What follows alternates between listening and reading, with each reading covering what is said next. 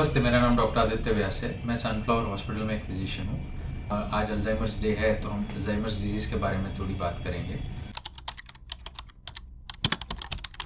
Alzheimer disease एक neuro degenerative disorder है, यानी कि एक ऐसी बीमारी जो एबनॉर्मल प्रोटीन ब्रेन में कुछ हिस्सों में डिपॉजिट होने की वजह से ब्रेन के सेल्स सूख जाते हैं, अगर आप शादी भाषा में इसे समझे तो, जिसकी वजह से पेशेंट्स को मेमोरी यानी याददाश्त की तकलीफ होती है और डेली रूटीन यानी कॉग्निटिव डिक्लाइन पाया जाता है।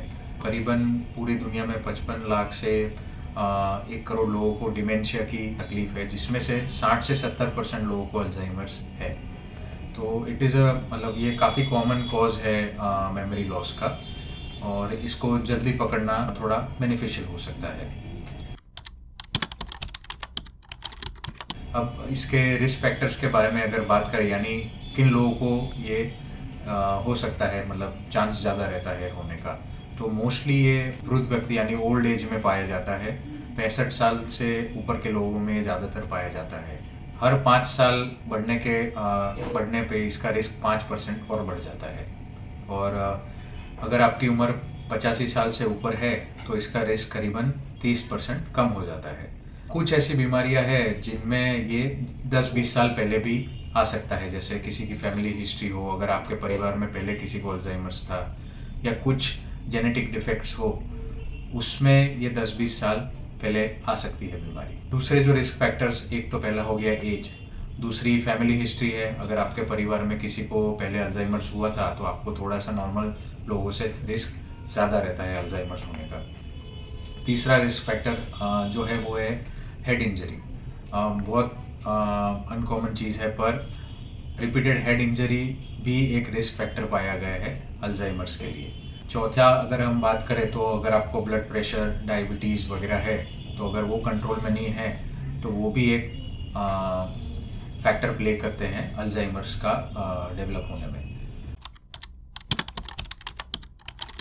अब कुछ मिथ्स के बारे में बात करेंगे जो कॉमनली लोग सोचते हैं कि भाई जैसे एल्यूमिनियम फॉइल या एल्यूमिनियम के डब्बों में से अगर आप खा रहे हो तो क्या उससे अल्जाइमर्स हो सकता है। द लेटेस्ट स्टडीज़ जो नई रिसर्च है उसके हिसाब से उसका और इसमें कोई कोरिलेशन नहीं पाया गया है। उसी तरह से जो डायबिटिक पेशेंट्स होते हैं वो शुगर फ्री लेते हैं जिसमें एस्पार्टम होता है, उसकी भी हाइपोथेसिस थी कि भाई इट कैन कॉज अल्जाइमर्स, उसकी वजह से अल्जाइमर्स हो सकता है, पर अभी तक ऐसा कोई एविडेंस मिला है नहीं। आखिरी जो एक मिथ के बारे में हम बात करेंगे अल्जाइमर्स से रिलेटेड, वो है कि अगर आप दांत में सिल्वर डेंटल फिलिंग्स करवाते हैं तो काफ़ी लोग बोलते हैं कि भी उसकी वजह से अल्जाइमर्स हो सकता है, बट उसका और इससे कोई लेना देना पाया नहीं गया है। That is what the latest studies से। ठीक है, अगर हम इसके साइंस और सिम्टम्स की बात करें तो अल्जाइमर्स में जो अर्ली साइंस होते हैं, मतलब जो पहले आते हैं, उसमें रीसेंट मेमोरी लॉस होता है। यानी कि जैसे मैंने आपको कुछ आपसे कुछ बात कर रहा हूँ और 5-10 मिनट बाद आपको मैं अगर वो पूछूंगा तो वो आपको रिकॉल करने में दिक्कत होगी।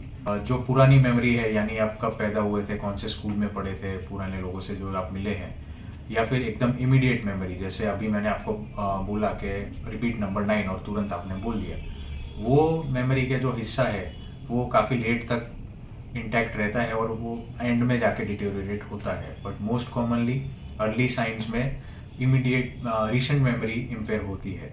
यानी मैंने अगर आपको 10 मिनट पहले पूछा होगा कि आपने घड़ी कहाँ रखी है, तो शायद आपको वो याद नहीं आएगा। जैसे जैसे ये बीमारी वर्सन होती है वैसे वैसे कॉग्निटिव डिक्लाइन आता है। कॉग्निटिव डिक्लाइन का मतलब है कि रूटीन एक्टिविटीज़ में पेशेंट को दिक्कत आने लगती है। जैसे बटुआ वो किचन में रख देंगे, उन्हें याद नहीं आएगा। कहीं बाहर घूमने निकले होंगे तो उन्हें घर का रास्ता नहीं मिलेगा। कपड़े पहनने में दिक्कत होगी।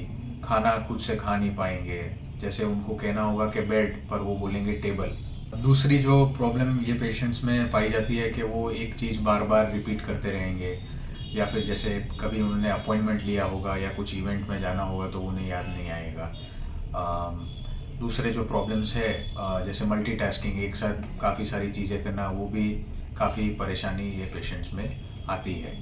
अब जैसे आप शादी में गए होंगे तो वो बीच के कपड़े पहन के आएंगे, ऐसा सब कुछ हो सकता है। इनिशियली ये पेशेंट्स को ये एहसास होता है कि भाई मुझे याद नहीं आ रहा है, पर जैसे जैसे बीमारी बढ़ती है वो एहसास भी चला जाता है। ये इनको पता नहीं रहता है कि मुझे ये चीज़ याद नहीं आ रही है। और जब बीमारी एकदम गंभीर हो जाती है तो वो अपने जो फैमिली मेम्बर्स हैं उनका नाम और आइडेंटिफिकेशन भी भूल सकते हैं। अब मेमोरी और कॉग्निटिव फंक्शन के अलावा मूड चेंजेस भी आते हैं ये पेशेंट्स में। जैसे या तो ये उदास हो जाएंगे, बहुत ज़्यादा गुस्सा आएगा, एग्रेसिव यानी मार सकते हैं आपको, वैकी वैकी बातें कर सकते हैं। ये पर्सनालिटी बिहेवियर चेंजेस भी अल्जाइमर्स में देखने को मिलते हैं। अल्टीमेटली अगर आप अपने प्रोग्नोसिस का बात करें तो एक बार अल्जाइमर्स डायग्नोस होने के बाद, मतलब अल्जाइमर्स को पकड़ने के बाद यूजुअली पेशेंट्स को 10-15 साल तक टाइम मिल जाता है। कुछ को ज़्यादा भी मिलता है, कभी किसी को कम भी मिल सकता है, बट ज़्यादातर मेल नरिशमेंट, क्योंकि खाने की इनको सेंस चली जाती है तो इन्फेक्शन की वजह से एंड में डेथ हो जाती है ये पेशेंट्स की।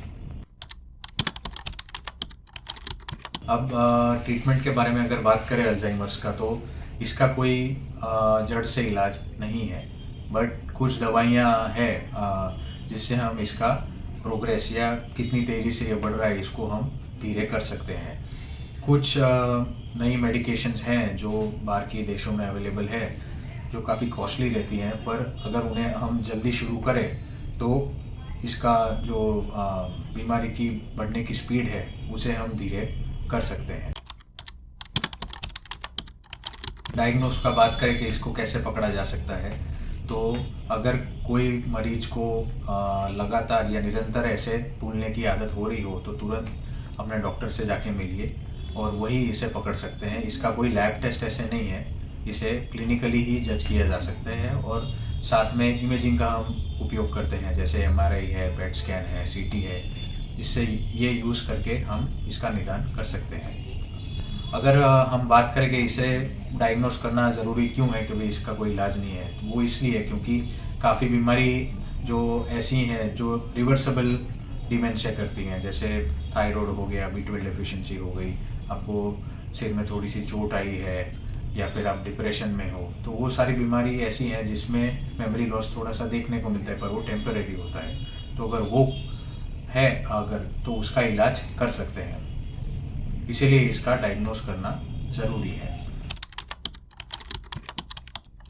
कैसे हम अल्जाइमर से बच सकते हैं या फिर रिस्क कम कर सकते हैं, तो कुछ चीज़ें हैं जो आप कर सकते हो। जैसे ब्रेन को कॉन्स्टेंटली आप एक्टिव रखिए, यानी क्रॉसवर्ड्स हैं, पजल्स हैं, रिडल्स हैं, वो सब आप सॉल्व कीजिए, कुछ ना कुछ नई चीज़ लर्न कीजिए। तो बेसिकली आप अपने दिमाग को बिज़ी रखिए। तीसरी चीज़ है, अगर आप डायबिटिक या ब्लड प्रेशर के पेशेंट हैं तो उसे आप कंट्रोल में रखिए। अच्छा खाना खाइए, निरंतर एक्सरसाइज करिए।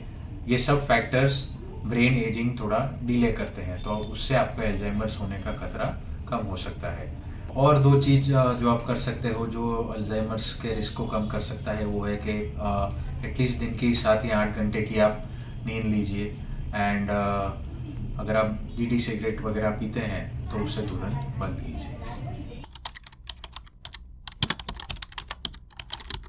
अब अगर आपके घर में किसी को अल्जाइमर्स है तो उनकी देखभाल कैसे की जाती है उसके बारे में बात करते हैं। तो कुछ चीज़ें हैं जो हम कर सकते हैं, जैसे घर में एक्सेस फर्नीचर हो, टेबल कुर्सी वगैरह जिससे उनको चोट लग सकती है, उसे आप घर में से हटा दीजिए या कहीं ऐसी जगह रख दीजिए जहाँ उनको चोट ना लगे।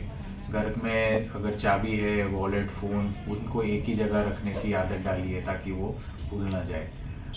तीसरी चीज़ ये है कि अगर उनकी जो रूटीन दवाइयाँ हैं उन्हें आप सुरक्षित जगह पे रखिए, क्योंकि काफ़ी बार ये पेशेंट्स को ध्यान नहीं रहता है कि उन्होंने कौन सी दवाई ली है, नहीं ली है, और गलती से वो एक्सेस दवाइयाँ ना ले लें।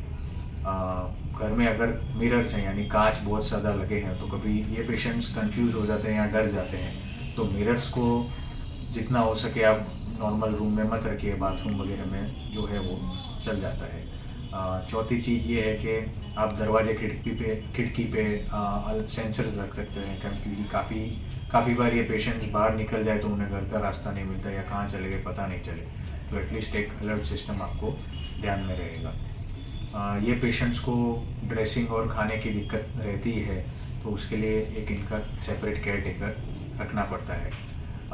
चौथी बात कि अगर इनकी कोई अपॉइंटमेंट है, जैसे डॉक्टर की अपॉइंटमेंट है या कोई किसी भी चीज़ की, तो आप कोशिश करिए कि हर हफ्ते सेम दिन पे सेम टाइम पे ही उसे रखिए, ताकि वो पेशेंट को उसे याद रखने में आसानी होगी। जो फाइनेंसेस हैं ये पेशेंट के, क्योंकि इनको नंबर्स मैनेज करने में बहुत प्रॉब्लम होती है, तो ये पैसे की गिनती वगैरह सब भूल जाते हैं, बैंक अकाउंट्स क्या है क्या नहीं। तो इधर ऑटोमेटिक डिपॉजिट हो या ऑटोमेटिक पेमेंट्स हो, या फिर कोई जो फैमिली मेम्बर हो जो उनके बिहाफ पे ये सारा प्रोसीजर कर सके, वो अर्ली स्टेजेस में कर देना चाहिए, क्योंकि बाद में ये पेशेंट को उसका ध्यान नहीं रहता है। और लास्टली अल्जाइमर यही कहना चाहूँगा कि मेमोरी लॉस इज़ मतलब भूल जाना बहुत बड़ी बीमारी है, और काफ़ी लोगों को इससे तकलीफ़ हो जाती है, पर जो भी है सेवा करें इनकी, अच्छे से रखें।